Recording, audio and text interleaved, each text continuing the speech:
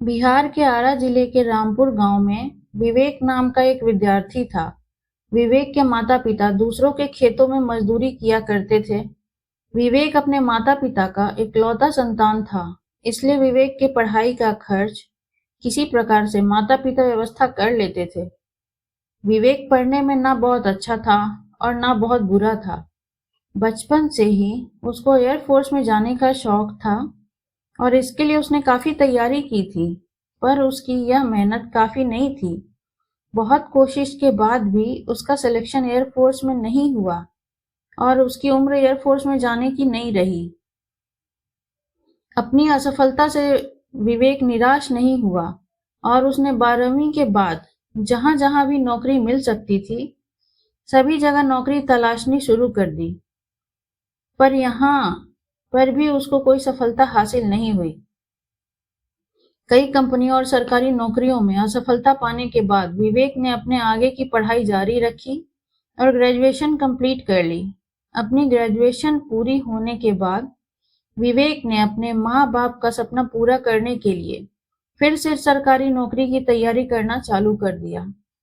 इस बार विवेक का सिलेक्शन दरोगा के पेपर में हो गया, पर फिजिकल का परीक्षण हो रहा था तब वह दौड़ते समय गिर गया और परीक्षण से बाहर हो गया। इस बात से हताश होकर विवेक वापस अपने गांव रामपुर चला आया। जैसे ही वह गांव में पहुंचा तो देखा उसकी माँ कुएं से पानी भर रही थी। उसने अपनी माँ को अपने पेपर के बारे में बताया और कहा, शायद मैं किसी नौकरी को नहीं निकाल पाऊंगा। यह आखिरी पेपर था जिससे मुझे उम्मीद थी और अब मुझे नहीं लगता कि मैं आगे पढ़ पाऊंगा या नौकरी कर पाऊंगा। अब मैं गांव में ही रहूंगा और जो कुछ बनेगा वह कर लूंगा। माँ ने मुस्कुराते हुए बेटे से कहा, चलो ठीक है, कोई बात नहीं, अब तुम जो चाहो वह करना, पर मेरा एक काम कर दो। माँ अंदर गई और एक रस्सी ले आई और सामने पेड़ से एक बड़े पत्थर की ओर इशारा किया और कहा, तुम इस पत्थर को इस रस्सी से काट सकते हो? विवेक ने माँ की ओर आश्चर्य से देखा और कहा, यह कैसे संभव है? कभी रस्सी से भी पत्थर कटता है? माँ ने कहा, हाँ कटता है, क्यों नहीं कटता? मैंने तो कई बार ऐसा रस्सी से पत्थर काटते देखा है।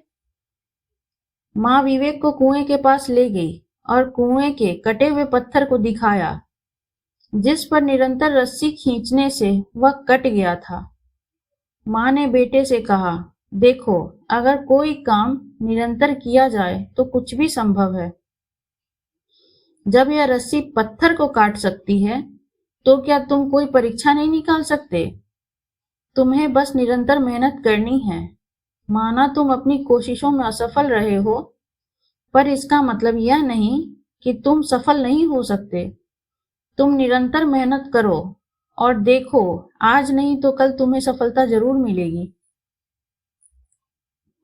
माँ के इस उदाहरण से विवेक की सारी निराशा दूर हो गई और वह आत्मविश्वास से भर गया। उसने अपना सामान उठाया और फिर वापस शहर की ओर चल दिया। विवेक ने अपने हर विषय पर मेहनत चालू कर दी। देखते देखते 2-3 साल गुजर गए, पर उसका किसी भी परीक्षा में सिलेक्शन नहीं हुआ। विवेक जब भी माँ को बताता, माँ कहती, बेटा बस तुम लगे रहो। विवेक भी मेहनत करना नहीं छोड़ता और अगले साल विवेक का सिलेक्शन यूपीएससी में हो गया। जैसे ही रिजल्ट आया, उसने अपना नाम सिलेक्शन लिस्ट में देखा तो वह जोर जोर से रोने लगा और सोचने लगा, अगर उस दिन माँ मुझे निरंतर मेहनत करने के लिए प्रेरित नहीं किया करती तो आज मैं गांव में अपनी जिंदगी खराब कर देता।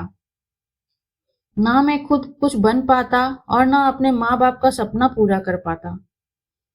विवेक की तरह हम भी किसी भी लक्ष्य को प्राप्त कर सकते हैं, बस हमें निरंतर मेहनत और अपने ऊपर आत्मविश्वास होना चाहिए। बहुत बार ऐसा होता है कि जब हम 1-2 बार असफल होते हैं तो हमारा आत्मविश्वास बहुत कम हो जाता है और हम अपने आप को हारा हुआ मान लेते हैं और कोशिश करना छोड़ देते हैं। यह हमारी सबसे बड़ी गलती होती है। जीवन में कभी भी हमें कोशिश करना नहीं छोड़ना चाहिए। जितने भी व्यक्ति इतिहास में सफल हुए हैं या जिन्होंने नाम कमाया है, वह कभी एक बार में सफल नहीं हुए।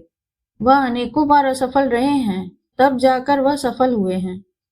आज भी ऐसे उदाहरण भरे पड़े हैं जिसमें लोग कई बार असफल होने के बाद ही सफल हुए हैं।